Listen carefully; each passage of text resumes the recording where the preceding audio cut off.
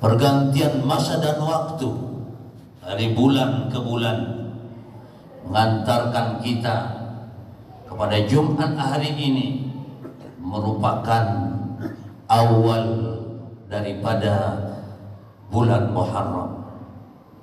Kita tahu Muharram itu adalah merupakan bulan pertama daripada tahun Islam. Ketika berada dalam tahun baru, Nabi menganjurkan untuk membacakan doa awal tahun. Bismillahirrahmanirrahim. Allahumma inni as'aluka, ya Allah, berikanlah kepadaku kemantapan iman dan takwa memasuki tahun baru hijrah ini. Nabi menganjurkan untuk membaca doa. Allahumma antal qadimul awal wajudil mu'awwal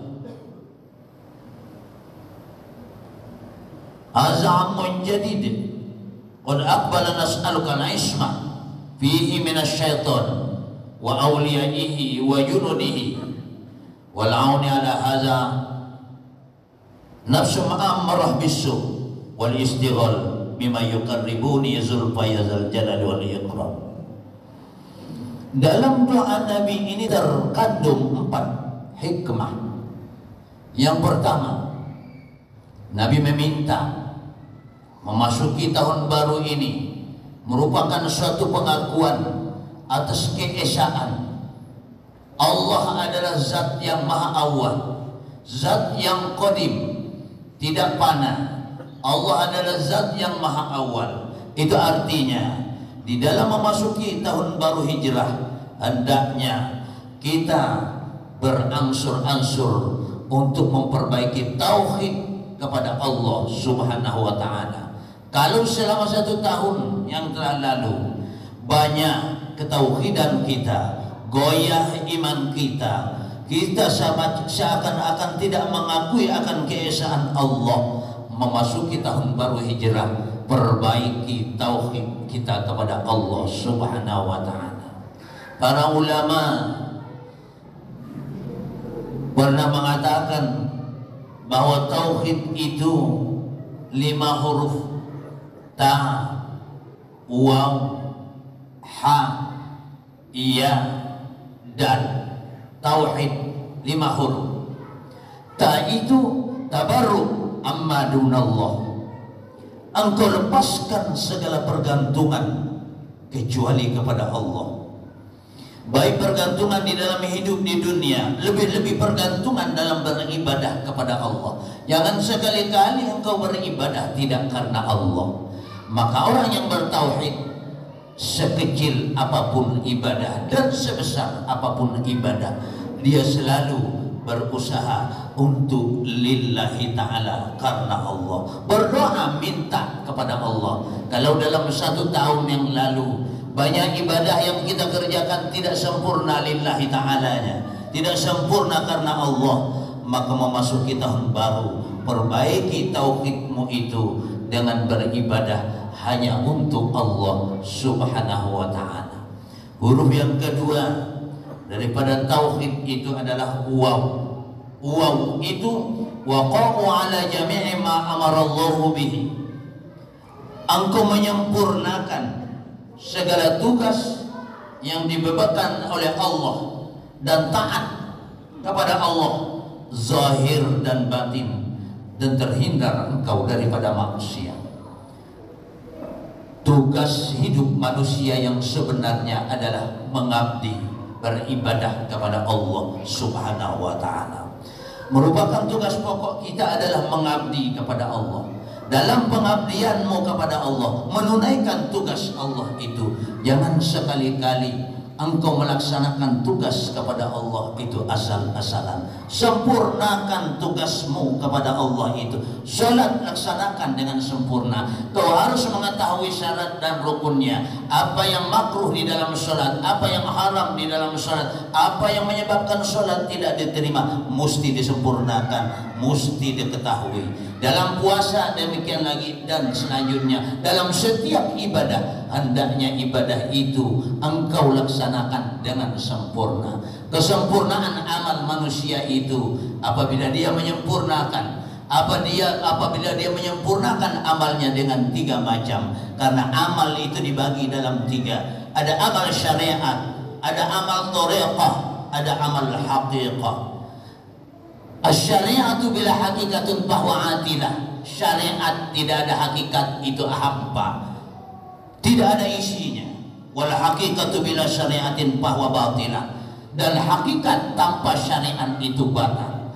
Amal dibagi oleh ulama kepada 3 macam. Ada amal syariat li islahul jawari, untuk membersihkan anggota yang zahir.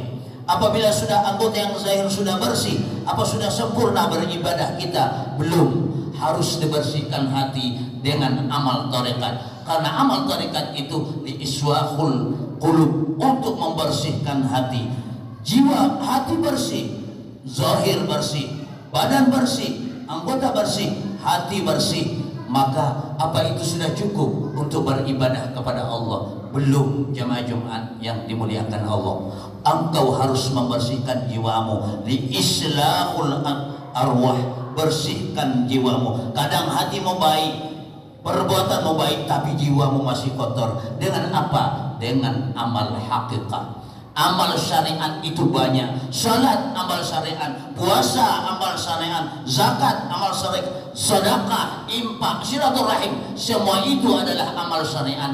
Itu adalah untuk li islahul jawari, membersihkan anggota kita yang zahir. Seluruh amal syariat itu dihimpunkan kepada 3: taubat, takwa, dan istiqamah. Engkau mesti bertobat dulu kepada Allah. Karena Allah itu adalah zat yang suci. Allah tidak akan menerima kecuali yang suci. Yang kedua, takwa.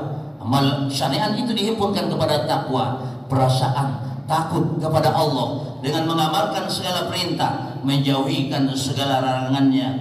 Para ulama mengatakan bahwa kesempurnaan takwa itu berhimpun di dalamnya 3 macam. Husnus syukur, baik syukurnya kepada Allah Subhanahu wa taala, wa husnus sabar, baik sabarnya kepada Allah Subhanahu wa taala, wa husnul tawakkal ala Allah, dan baik tawakalnya kepada Allah Subhanahu wa taala. Amal syariat yang ketiga adalah istiqamah. Engkau istiqamah, tetap pendirianmu di dalam mengamalkan amaliyah syariat itu. Amal tarekat, banyak amal tarekat. Di Indonesia ini 41 tarekat yang disahkan oleh majelis ulama sampai silsilahnya kepada Rasulullah Sallallahu Alaihi Wasallam. Ada 41 tarekat. Di Kabupaten Kerinci berkembang menjadi 4 tarekat: Naqsabandiyah, Sattoriyah, Sammaniyah, dan Qadiriyah. Di antara tarekat itu, metode untuk melakukan amal zikir itulah yang dinamakan tarekat. Metode untuk berzikir. Karena la ilaha illallah itu tidak hanya cukup disebut dengan lidah. Maka di dalam Al-Quran dikatakan fa'lam annahu, maka ketahui la ilaha illallah. Bukan sebutkan saja la ilaha illallah itu, tapi ketahui. Fa'lam annahu, maka ketahui sesungguhnya tidak ada. Ketahui la ilaha illallah itu dengan mengetahui la ilaha illallah. Untuk mengetahui la ilaha illallah mesti belajar tasawuf. Karena ini tidak dipelajari di dalam ilmu fikih. Sampai kiamat mencari bagaimana mempelajari, mengetahui la ilaha illallah di dalam ilmu fikih tidak akan pernah ketemu, tidak akan ketemu. Tapi apabila kita buka kitab tasawuf, kita akan bertemu kajian-kajian tentang kalimah la ilaha illallah, tentang zikir ini. Mudah paham. Was'alu ahla zikri, maka tanyakan hal ini kepada ahli zikir, tanyakan kepada ahli tasawuf. Was'alu ahla zikri, tanyakan kepada ahli zikir, jangan tanyakan pada ahli syariat, nanti sesat nanti. Maka mengucapkan zikir itu tidak mudah, tidak hanya ucapan lidah, tetapi mesti diikuti dengan hati dan nyawa dan roh kita. Bagaimana? Ini yang dipelajari di dalam tasawuf itu.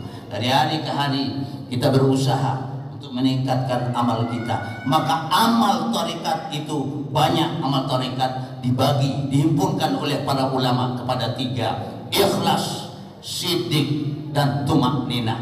Ini amal tarekat. Maka orang yang bertarikat itu berusaha untuk ikhlas. Dengan bagaimana untuk ikhlas? Al-ikhlas bil qulub. Ikhlas itu ada di dalam hati. Tidak akan ikhlas kalau orang yang masih kotor hatinya, masih bergelimang hatinya dengan maksiat batin yang 10, belum diisi batinnya dengan taat batin yang 10, maksiat batin yang 10, taat batin yang 10. Inilah yang dipelajari di dalam ilmu tarekat. Tidak akan pernah ikhlas. Ikhlisu a'malakum lillah, ikhlaskan amalmu hanya untuk Allah. Yang kedua, siddiq, benar, jujur, benar perkataannya, benar perbuatannya, benar tingkah laku, benar niatnya. La yuqbalu qawlan wala amalan wala niyatan illa waqafa kitab Allah sunnatu rasulih. Tidak diterima amal seseorang, perkataan seseorang, amal seseorang, niat seseorang terkecuali cocok dengan titah Allah dan Rasul Sallallahu Muhammad Sallallahu Alaihi Wasallam. Yang ketiga, amal tarekat itu tumakninah, berusaha untuk tenang. Apabila dia sudah membersihkan, mengamalkan amal syariat itu, kemudian dia beramal dengan amal tarekat, Allah akan memberikan kepada dia tumakninah, ketenangan di dalam sembahyang, beribadah di dalam dan di dalam berzikir. Apabila dia sudah mengamalkan amal tarekat ini, maka dia akan meningkat kepada amal hakikat. Apa amal hakikat itu? Banyak amal hakikat dihimpunkan lagi oleh para ulama kepada 3: muraqabah, musyahadah, dan ma'rifah. Tetapi sesudah bersih zahir dengan amal syariat, kemudian bersih batinnya, hatinya dengan amal tarekat, baru Allah memberikan dia muraqabah, perasaan diintai oleh Allah. Apabila dia sudah diberi oleh Allah muraqabah, maka Allah akan memberikan dia tingkat kedua lagi dalam ilmu hakikat, itu musyahadah, bisa memandang mata hati itu kepada Allah Subhanahu wa taala. Apabila dia sudah bisa memandang syuhud kepada Allah, maka dia akan diberikan oleh Allah ma'rifah kepada Allah. Ma'rifatul Rabbi yata'allaku bi ma'rifatin nafsi. Ma'rifah kepada Allah itu, mengenal Tuhan itu bergantung kepada mengenal diri. Wa ma'rifatul nafsi yata'allaku bi ma'rifatir Rabbi. Mengenal diri itu bergantung kepada mengenal Tuhan. Wa ma'rifatur Rabbi yata'allaku bi jahli nafsi. Dan mengenal Tuhan itu bergantung kepada jahil akan diri. Tidak bisa dipahami oleh orang yang hanya berpaham dimensi legalistis tanpa kedalaman tauhid.